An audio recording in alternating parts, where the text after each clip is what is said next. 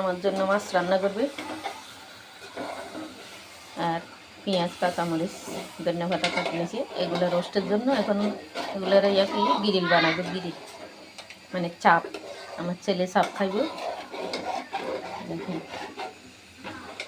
এগুলো সবজি গরম দিচ্ছি, ছোটো মাছ দুপুরে রান্না হয়েছিল গরম। বন্ধুরা এত সুন্দর করে ভিডিও করি, দয়া করে একটা ভিডিও ভাইরাল করে দিবেন। সবারই বলতেছি, সমস্যায় আছে বলে বলতেছি আপনাদের কাছে।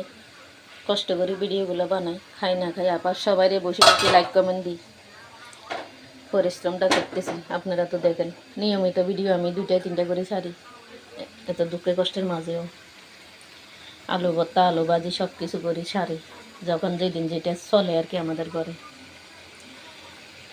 দৈনিক জীবনের কাজ। সুমি কিচেন থেকে বলতেছি, দয়া করে সবাই দেখবেন। এই আজকে আমার স্বামী মুরগি আনছে, মাছ আনছে, দেখাচ্ছি। এতদিন আনতে পারে নাই, পরিস্থিতি ভালো যাচ্ছে না বললাম না। আর ভাত রান্না করলেও আমার মেয়েগুলো আছে বলে আমার একটু এখন হেলে পর সহযোগিতা করার আমার পাশে আছে। সবাই দোয়া করবেন, দয়া করে মেয়েগুলো একটা বিয়ে শাদি দিতে হবে। টাকা পয়সার দরকার, আমরা তো আর বড় লোক না, বাইরেরা ভাড়া ঘরে থাকি, কোথায় থাকবো? বস্তিতে আর থাকা যায় না, একটা ফ্ল্যাট নিয়ে থাকতে হয়। এটাই মানুষের আপনজনদের সহ্য হয় না, কত কথা বলে। বাড়ি গাড়ি করতে গেলে তো টাকা পয়সা লাগবে। শ্বশুরের দিনে তো বাড়িঘর নাই, আমরা কীভাবে করব? এখন জামাই 2টা কামায়, আবার অসুস্থর কারণে চাকরি করতে পারে না, জামিলের কারণেও অফিসে যায়, জামিলে চলে। এভাবে টানা পড়ার মাঝে চলে যায়। কোনোরকম ডুবে ডাল ভাত খোলা মাইয়ারা লোক খাই, লেখাপড়া শিখাই দূরে আছি। এটার জন্য দোয়া করবেন। আর ভিডিওটার সাথে কী জন্য, এখন তো আর চাকরি করতে পারি না, সেই শরীরেরও এখন জোর নাই। তাই সবাই বলে ফেসবুকে টাকা কামায়, আমিও আশা করি আসলে টাকার জন্য তো ভিডিও ছাড়ি।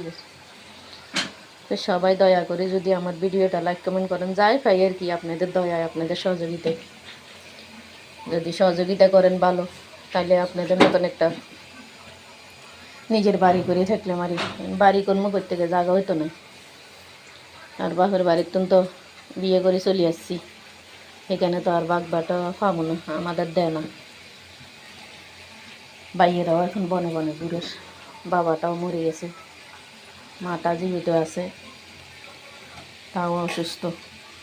তো মেয়ে মানুষে কী করতে পারে?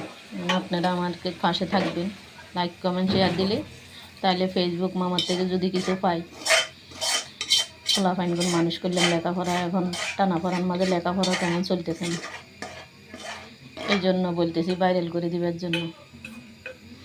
এখনও আমার মনিটেশনও আসে নাই। আজকে 6-7 মাস আমি কাজ করতেছি, এতদিন তো বুঝি নেই ফেসবুকে কাজ করা কী জিনিস, এখনও ভালো করে বুঝি নেন। আমার মেয়েরা একটু বলে দেয় আর কি আমারে। তো এই হলো আমার ভিডিও, ভাইয়েরা সবাই দেখবেন।